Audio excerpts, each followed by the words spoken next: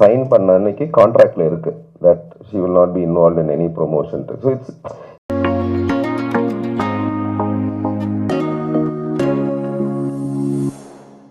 thank you so much for coming. I hope நீங்க enjoy பண்ணிருப்பீங்கன்னு நினைக்கிறேன். ஆக்சுவலா it's been a labor of love. 15 வருஷமா இந்த கதையை யோசிச்சு finally it's come out. I'm exhausted, so அதனால என்னோட எனர்ஜி லெவல் கொஞ்சம் கம்மியா இருக்கும். But I hope you all enjoyed it. Thank you. இல்லை ஆக்சுவலி நீங்கள் தான் சொல்லணும் உங்களுக்கு எப்படி. ஆமாம் ஆமாம் அப்படியா? அதான் இப்போ நான் I'm ready for the question answer. அது பெட்டராக இருக்குங்க. நான் ஒன்றும் சொல்கிறதுக்கு வரல. வேணான்ட்டேன்.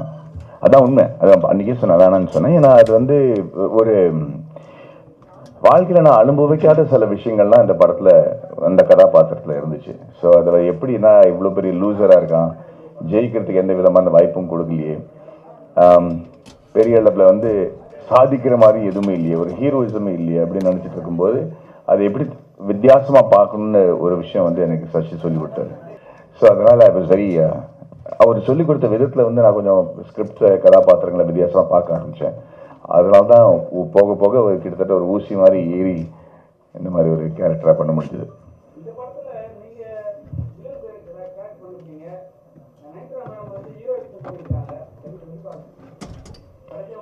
இந்த படத்தில் கதையே அதுதானே, யார் ஹீரோ யார் வில்லன், நீங்கள் எடுக்கிற முடிவு, சுயநல சந்தர்ப்பம் எல்லாத்துலேயும் வந்து நீங்கள் எப்படி டெசிஷன் எடுக்கிறீங்க அதுதான் முடிவு பண்ணுது. ஒருத்தருக்கு ஹீரோவாக இருக்கிறவங்க ஒருத்தருக்கு வில்லனாக இருப்பாங்க. அதே சமயத்தில் ஒருத்தருக்கு வில்லனாக இருக்கிறவங்க சில பேருக்கு நல்லவராக தெரிவாங்க. அதான் இந்த படத்தோட கதை, இந்த கடத்தோட அருமையை.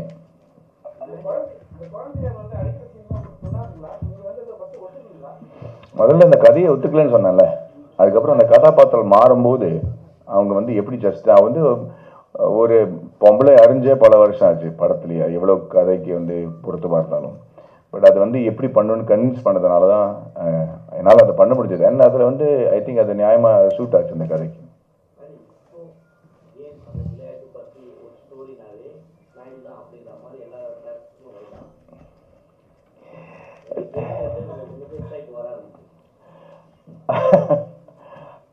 I don't know. நான் ஏற்கனவே ஒரு 14 வருஷத்தில் 4 படம் தான் சார் பண்ணியிருக்கேன். அதனால் அது எதை வச்சு முடிவு பண்ணுறாங்கன்னு எனக்கு தெரில. But I'm happy. என்னை பற்றி யோசிச்சாலே பெரிய விஷயம் எனக்கு. நல்லது. ஒரு நிமிஷங்க.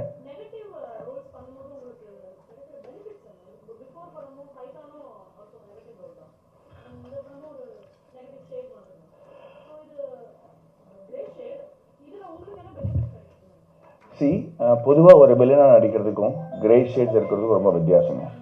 ஏன்னா பொதுவாக ஒரு வில்லனா வந்து நான் செய்கிற செயல்லாம் தப்பான செயல், நான் வந்து நகை கடிச்சு அடிக்கிறது, தேவையில்லாத நெகட்டிவ் திங்ஸ் சொசைட்டியில் பண்ணுறது வந்து ஒரு வில்லன். அது வேற. ஒரு கதாபாத்திரத்தில் இறங்கி சமுதாயத்துக்கு விரோதமாக செய்கிற சில விஷயங்கள் வந்து ஒரு நெகட்டிவ் கேரக்டர் ஆகும்போது அது வந்து ஒரு நடிகனுக்கு வந்து சேலஞ்சான விஷயம் தான். ஸோ ஒரு சாக்லேட் பாய் அப்படின்னு சொல்லிட்டு இருக்கும்போது இப்போ திடீர்னு ஒரு ப்ரொஃபஸர் இல்லாட்டா ஒரு சயின்டிஸ்ட் இல்லாட்டா ஒரு நெகட்டிவ் ஷேட் அப்படிங்கிற பல வித்தியாசமாக நவரசனங்களும் நம்ம பண்ண முடியுமா அப்படிங்கிற ஒரு சேலஞ்ச் எடுத்துக்கிட்டு தான் அந்த மாதிரி கேரக்டர்ஸ் நம்ம ஒத்துக்கிறோம். இது ஆக்சுவலி ரொம்ப முன்னாடியே வர வேண்டிய படம்.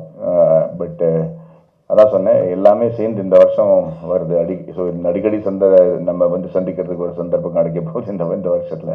பட் அகெயின் இட்ஸ் நாட் நான் நெகட்டிவாக பண்ணணும் இல்லை நான் ஹீரோவாக நடிக்கணும் அது மாதிரி இல்லை. ஒரு கதை நம்ம கேட்டோன்னா உடனே இந்த கதையை சொன்னால் நல்லாயிருக்கும், நான் சொன்னால் நல்லாயிருக்கும் அப்படிங்கிற ஒரு ஃபீலிங் வரதுனால தான் நம்ம ஒத்துக்கிறோம். சில சமயம் இட்ஸ் நெகட்டிவ் சைட், சில சமயம் இட்ஸ் சயின்டிஸ்ட், சில சமயம் இட்ஸ் பயோபிக்.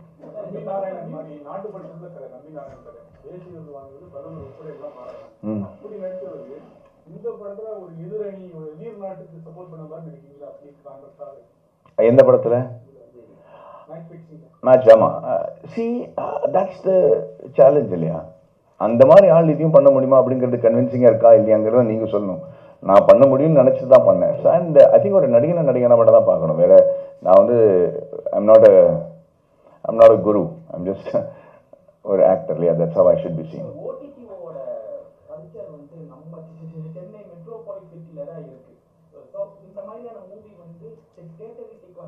இன்னும் கொஞ்சம் ஹைப் இருக்கும், இன்னும் கொஞ்சம் எல்லாருமே பார்க்கறது ஒரு வசதியாக இருக்கும். என்ன காரணத்துக்காக இந்த மாதிரி ஒரு கதையை வந்து இது வரைக்கும் பொதுவாக வந்த சினிமாவில் இருக்கிற கமர்ஷியல் ஃபில்மோட ஃபார்முலாவில் வரல. ஸோ அப்படி இருக்கும்போது இந்த மாதிரி கதைகள் எப்படி ரெசீவ் பண்ணப்படுறது, எப்படி அதை வந்து மக்கள் ஏற்றுக்கிறாங்கன்னு தெரிஞ்சால் அதை வந்து தைரியமாக இன்னொரு ப்ரொடியூசர் அடுத்த வாட்டி இதை தியேட்டரில் கொண்டு வர முடியும். ஏன்னா இதனால் எக்ஸ்பெரிமெண்டல் தான் இருக்குது. ஏன்னா நம்ம சசி ஒரு இன்டர்வியூவில் சொன்ன மாதிரி 15-16 லட்சம் பேர் தான் முழு தமிழ்நாட்டிலே தியேட்டரில் வந்து படம் பார்க்குறாங்க. அப்படின்னா அந்த 7 கோடி மக்களில் வந்து 6,85,00,000 பேருக்கு வந்து நம்ம படம் பண்ணலையா அப்படிங்கிற கேள்வி இருக்கும்போது நம்ம சில விஷயங்கள் புரட்டி போட்டு வித்தியாசமாக பண்ண வேண்டியிருக்கு. அதில் இருக்கிற ரிஸ்க் வந்து நம்ம முதல்ல ஓடிடியில் வந்தால் இட் கெட்ஸ். அண்ட் நெட்ஃப்ளிக்ஸில் வந்து கிட்டத்தட்ட how many million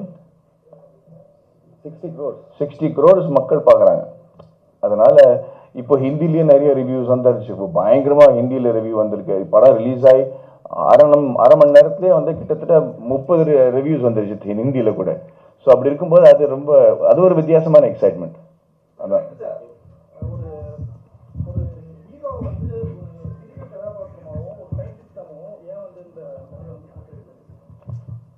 இந்த ப்ரீவியஸ் கொஸ்டினுக்கு ஒரு கதையில் ஹீரோன்றது ரொம்ப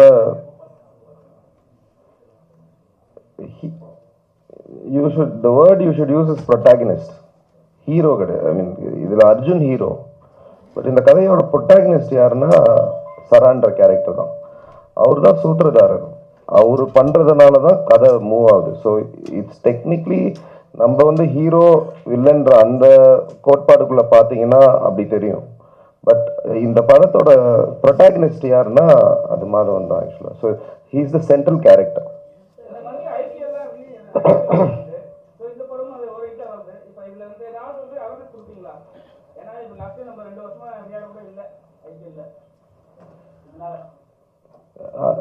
அது காம்ப்ளெக்ஸ் கொஸ்டின். இதனால இது எஃபெக்ட் ஆகுமா, அதனால இது எஃபெக்ட் ஆகுமான்னு தெரியாது. ஆனால் பட் ஜென்ரலாக கிரிக்கெட் எனக்கு கிடைக்கிறது வரையும் அந்த கிரிக்கெட் கான்வர்சேஷன் இருக்கு. ஒரு T20 டைம்ல டெஸ்ட் வர்றது வந்து டெஸ்ட்டுக்கு, ஏன்னா அந்த ரெலவென்ஸ் வருது. இது வந்து ஒரு டெஸ்ட் T20 படம் மாதிரி இல்லை, இது நிஜமாவே டெஸ்ட் படம் மாதிரி இருக்கு. ஸ்லோவா அது ருசிச்சு அந்த ஏற்றத்தாழ் அதெல்லாம் இருக்கும் அந்த படத்தில் ஆக்சுவலாக. ஸோ அந்த கம்பேரிசனில் இந்த படம் ஒரு குவாலிட்டேட்டிவாக, நீங்கள் வந்து எந்த கிரிக்கெட்டர் கேட்டிங்கனாலும் எந்த ஃபார்மேட் பிடிக்கும்னு சொன்னாங்கன்னா அவங்க வந்து எனக்கு டெஸ்ட் கிரிக்கெட் தான் பிடிக்குன்றாங்க ஆக்சுவலாக.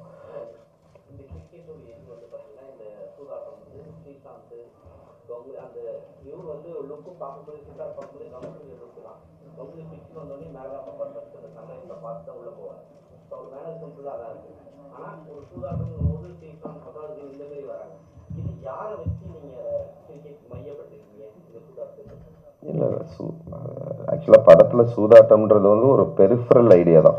அது வந்து சென்ட்ரல் ஐடியாவோ அது எப்படி நடக்குது, யார் இதில் இன்வால்வ்டுன்றது ஐடியா கிடையாது. அது அவங்கனால ஒரு கிரிக்கெட்டருக்கு ஒரு டெஸ்ட் வருது.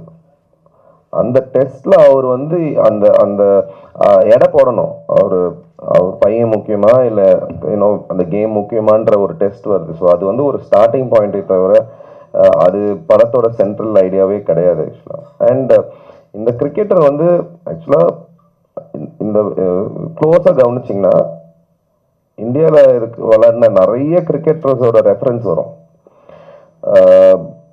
அவரோட குரு சச்சின் தெண்டுல்கரோட குரு சொல்லியிருப்பாரு, விளையாடின எந்த மேட்சும் பார்க்கவே மாட்டாங்க, ஒன்று தப்பான ஆல் த பேட் திங்ஸ் மட்டும் நோட் பண்ணியிருப்பாங்க. அந்த ரெஃபரன்ஸ் வந்து சச்சின் கிட்டேருந்து வந்தது. விவிஎஸ் லக்ஷன் வந்து அவர் ஹைதராபாத்தில் விளையாடுறதுக்கு முன்னாடி ப்ரீவியஸ் நைட் சொன்னாங்க நீங்கள் டெஸ்ட் கிரிக்கெட்டில் ரிட்டையர் ஆகிடணும்னு. ஸோ அந்த மாதிரி படத்தில் எல்லா கிரிக்கெட்டர்ஸ்க்கு நடந்த சில விஷயங்கள் வந்து ஒரு இன்ஸ்பிரேஷனாக வந்து ஒரு கிரிக்கெட்டரை ரெப்ரசென்ட் பண்ணமே தவிர ஒருத்தர்ன்றது கிடையாது. மற்றதெல்லாம் முக்கியம் இல்லையா? Okay okay.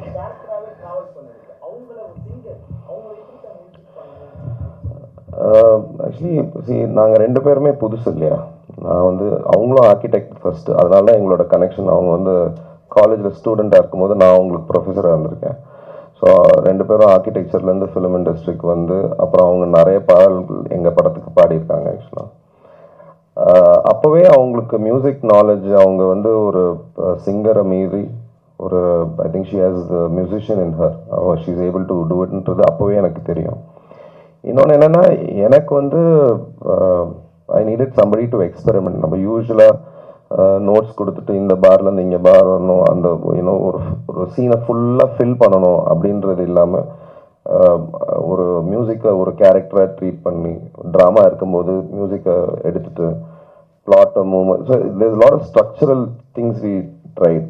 Typical musical treat பண்ணல. So I wanted somebody to experiment. So அவங்க நியூயார்க் போயிட்டு 2 வருஷம் படிச்சுட்டு she came, we wanted new sounds. So அந்த மாதிரி ஒரு கொலாபரேட்டிவ் பார்ட்னர் வேணுன்றதுக்காக தான். ஸோ எனக்கு வந்து அவங்க 3 வருஷம் நான் ஃபஸ்ட்டு ஸ்கிரிப்ட் எழுதி முடிச்சு இதை கண்டிப்பாக பண்ணணும்னு டிசைட் பண்ண உடனே அவங்களுக்கு தான் நான் ஃபஸ்ட்டு ஸ்கிரிப்ட் அனுப்பி, ஆக்சுவலாக ஸ்கிரிப்ட் ஸ்டேஜ்லேயே ஃபுல் படத்துக்கு பேக்ரவுண்ட் ஸ்கோர் பண்ணிட்டோம். அந்த சீனை படித்து வினியூ இதுதான் மூட் ஆஃப் த ஃபில்ம் அப்படின்றது வந்து. ஸோ ஃபர்ஸ்ட் டைம் படத்தோட background score was completed at a scripting stage.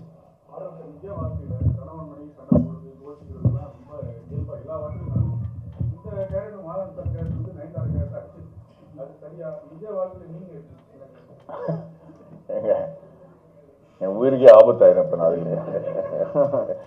என் வீட்டிலலாம் கையை யாருமே தூக்கி அடிச்சது கிடையாது. அது நம்ம கலாச்சாரம் கிடையாது. இந்த இந்த இந்த படத்தில் வந்து அவன் அடிக்கும்போதே தன்னோட மனசாட்சியை தன்னோட தூர போக வச்சுட்டான் அப்படிங்கிறத நம்ம ரொம்ப அழகாக காட்டியிருப்பார்.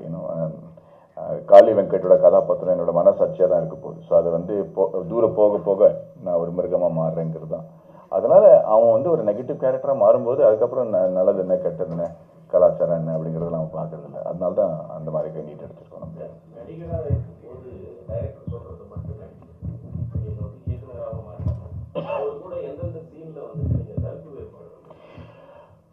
முதல்ல படம் ஸ்டார்ட் பண்ணும்போது தான் வந்துச்சே தவிர அதுக்கப்புறம் நான் வந்து ஒரு அடிமையாக ஒரு நடிகனாக தான் இருந்தேங்க. அதுதான் உண்மை. ஆக்சுவலி ஒரு நடிகனுக்கு அதுதான் இருக்கணும். நம்ம எவ்வளோ எக்ஸ்பீரியன்ஸ் இருந்தாலும் சரி, எவ்வளோ படங்கள் வந்து டைரக்ட் பண்ணாலும் சரி, ஒரு கதை வந்து ஒருத்தரோட விஷனாக தான் இருக்கணும். அதில் பல பேர் வந்து நுழைஞ்சு தன்னோட கருத்தை சொன்னாங்கன்னா கன்ஃபியூஸ் தான் ஆகிடுவாரே தவிர ஐ திங்க் இந்த மாதிரி கதை வந்து சசியோட விஷன் மட்டுமே தான்.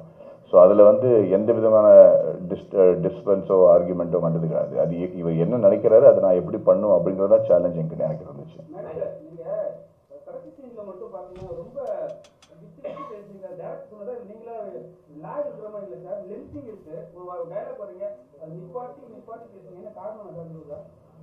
அது ஒரு ஸ்டைலாக வச்சுருந்தேன் நான்.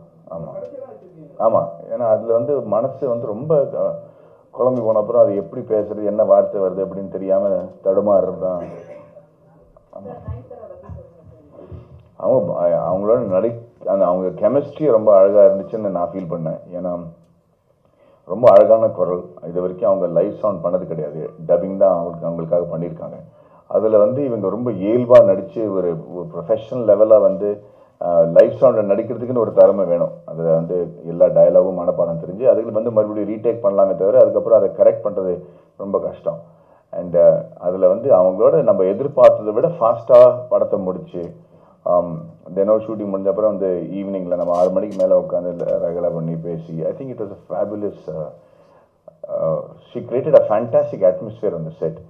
அது மட்டும் இல்லை, அவங்க வீட்டில் எனக்கு தான் சாப்பாடு வரும். ஸோ அது வேறு நான் பயங்கரமாக என்ஜாய் பண்ணேன். So for me it was a wonderful experience.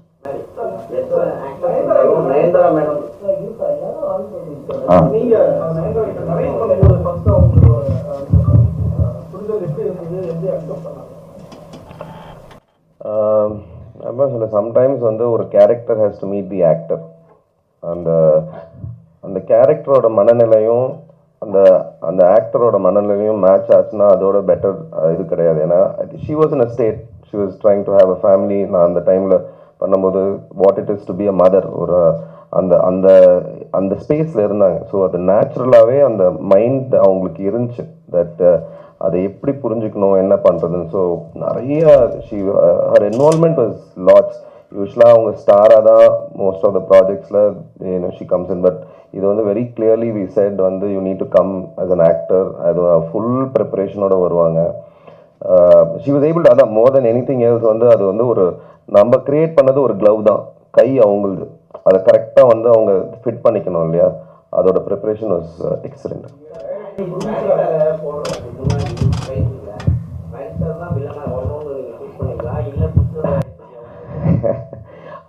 அந்த படமும் நம்ம தானே பண்ணோம். ஃபர்ஸ்ட் நான் அது வில்லன், நான் அது அந்த என்னால் அந்த வில்லன்ற வார்த்தைக்கு மீறி போக முடியல. அது வில்லன் கிடையாதுன்னு நினைக்கிறேன். எல்லாருக்கும் நம்ம வந்து இப்போ அந்த அர்ஜுனோட கேரக்டர் எடுத்துக்கிட்டிங்கன்னா அவனோட பெரிய வில்லன் எப்படி இருக்க முடியும்? இப்போ பையனை கொன்னா பரவாயில்லன்னு சொல்லிட்டு போய் மேட்சை விளையாடுறான். அந்த ஃபேமிலிக்கு அவனோட பெரிய வில்லன் அந்த அம்மாவுக்கு எப்படி இருந்திருக்கும்? அது வந்து நம்ம வந்து அது பெர்ஸ்பெக்டிவ் தானே தவிர ஒரு சுச்சுவேஷனில் ஒருத்தன் வில்லன், ஒருத்தன் இது அவன் சூஸ் பண்ணுற டிசிஷன்னால தான் அது மாறுறான். மாதவனோட கேரக்டர் நீங்கள் க்ளோஸாக நோட் பண்ணீங்கன்னா அது மிஸ் ஆகும். பட் லாஸ்ட்ல வந்து இதுவரையும் ப்ராஜெக்ட் தான் முக்கியம்னு போயிட்டே இருக்கிறவர் லாஸ்ட்ல பொண்டாட்டிக்கு ப்ராப்ளம் வரும்போது உனக்கு தேவை நான் தான், நீ இங்கே வான்னு சொல்லிட்டு ஹி சேவ்ஸ் ஹர். அப்போ ஹீரோ தானே. என் பொண்டாட்டி பரவாயில்லண்ணா. இப்போ குழந்தைய வந்து அந்த கதறல்ல தான் இருக்கானே தவிர அவன் ஒன்றும் பண்ணலையே அந்த குழந்தைய. So he saved her. அவங்க பின்னாடி போகிற இது வந்து ஹீ சேவ்ஸ் ஹர். ஸோ அந்த நிலைமையில கூட சரி இதையோ நான் தப்பு பண்ணிட்டேன், என் பொண்டாட்டி தான் எனக்கு முக்கியம் அப்படின்னு சொல்லி ஒரு டிசிஷன் எடுக்கிறது ஹீரோ தானே.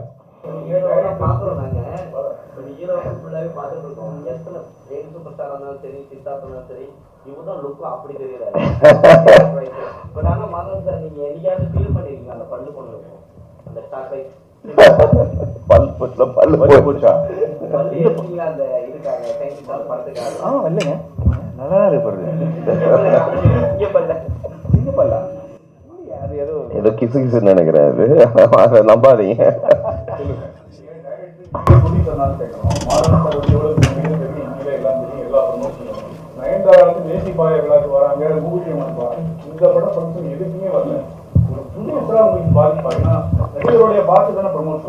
அது ப்ரொடியூசரா வந்து இட்ஸ் ஒன்லி ப்ரிப்பரேஷன். அவங்க வந்து வெரி கிளியர்லி சைன் பண்ண அன்னைக்கு கான்ட்ராக்ட்ல இருக்கு that she will not be involve in any promotion. So it's நான் எதிர்பார்ப்பு தானே, நான் எதிர்பார்ப்பு அவங்க சாட்டிஸ்ஃபை பண்றாங்களான்றது தவிர if every thing is spoken இதுதான் என்னோட டேர்ம்ஸ் இதுதான் இருக்குன்னா வென் அவங்க வந்து அதை கரெக்டாக மெயின்டைன் பண்ணாங்க.